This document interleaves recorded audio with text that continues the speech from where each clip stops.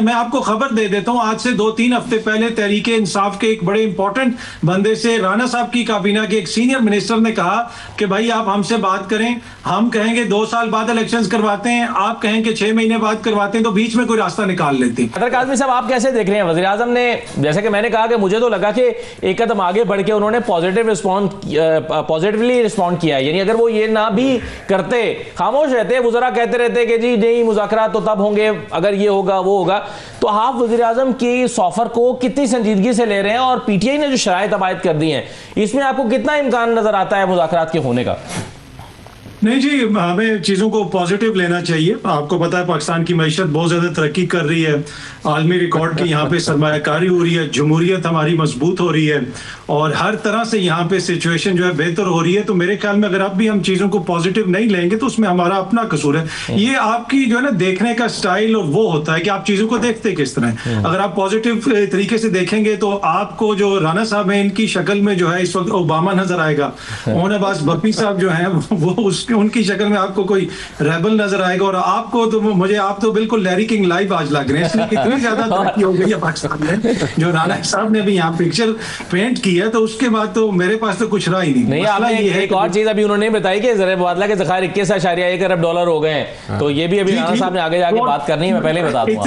इतने ज्यादा डॉलर हो गए, इतने पैसे आ गए, और आपसे भी मेरा यही गिला शिकवा। आपको भी पता है कि रात को 8 से 9 जो है हुकूमत हेलीकॉप्टर्स के जरिए जो डॉलर बच जाते हैं वो आवाम के लिए फेंकवाते हैं और आप प्रोग्राम रख लेते हैं। आज फिर हम जो है वो कलेक्ट नहीं कर सकेंगे। तो मसला ये है कि ये सारे दावे तो हैं, जमीन पे क्या हो रहा है? आज जो राणा साहब ने शुरू में मुबारकबाद दी, कौम को तो बताया गया था कि जी यहाँ पे बैरूनी सरमायाकारी आएगी, यहाँ पे बाहर से लोग आएंगे, पीआईए में जनाब डॉलर्स आएंगे, इतने 100 मिलियन की वो बिकेगी और यहाँ पे ये होगा। आज एक भी बैरूनी सरमायाकार वहां नहीं बैठा हुआ, अपने ही लोगों को बेची जा रहे हैं हम।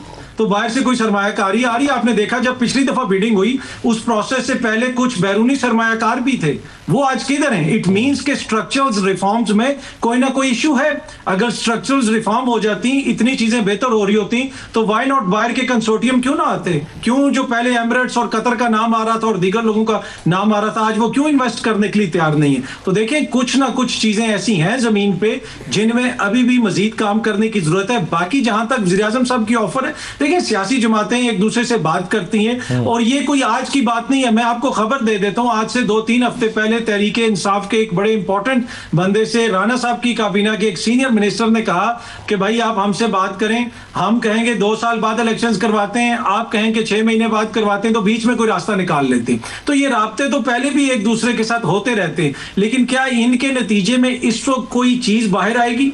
क्या इनके नतीजे में माहौल बेहतर होगा? अनफॉर्चुनेटली वो मुझे होता हुआ नजर नहीं आ रहा कि ये नॉन स्टार्टर है कि जनाब कोई आप इलेक्शन पे ये मानेंगे या ये उनका मैंडेट उनको देंगे या पीटीआई इनको सीरियसली लेगी। सो अनफॉर्चुनेटली तमाम तर पॉजिटिविटी के बावजूद जो है मुझे ये लगता है कि स्टेटस को बरकरार रहेगा। एक तासुर ये पैदा होता है कि जब भी पीटीआई एहतजाज के लिए आती है या एहतजाज को अनाउंस कर देती है या करने वाली होती है, तो हुकूमत मुज़ाकरात के लिए आमादा हो जाती है। इमरान खान साहब के लिए जेल का रास्ता भी खुल जाता है, सुबह 6 बजे दरवाजे भी खुल जाते हैं।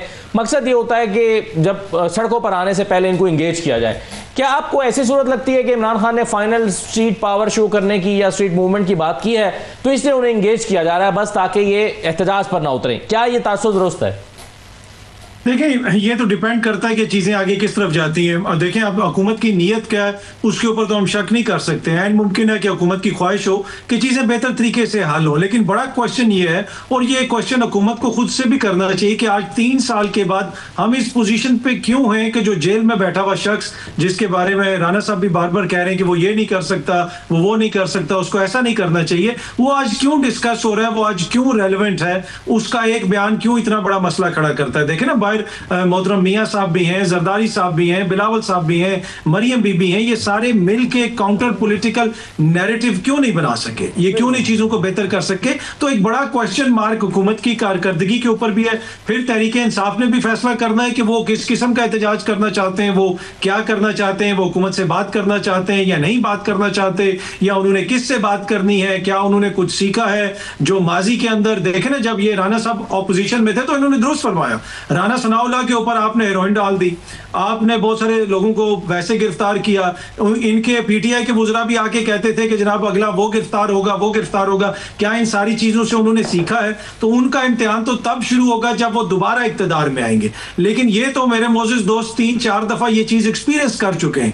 लेकिन उसके बावजूद पीपल्स पार्टी और नून लीग की जो इस वक्त हुकूमत है, क्या कोई उसको देख के ये कह सकता है कि माजी से उन्होंने कुछ सीखा है? अनफॉर्चुनेटली वैसा नजर नहीं आता। मुझे ये लगता है असद साहब के इस वक्त स्टेटस को ही रहेगा, जिस तरह की चीजें हैं वैसी ही चीजें चलेंगी, उसी तरीके से चीजों को मजबूत यानी निजाम को मजबूत करने की कोशिश की जाएगी, जिस तरह 26वीं तरमीम में हमने देखा, 27वीं आईनी तरमीम में देखा। और हुकूमत के दोस्त आके जिस तरह राना साहब मेरे तो वैसे ही फेवरेट हैं, ये तो बात कर रहे हो तो पता चलता है कि नॉर्वे का वज़ीर आज़म के कोऑर्डिनेटर हैं, तो ये तो पढ़ी लिखी बातें करते हैं, लेकिन जमीनी हकायक थोड़े से डिफरेंट है।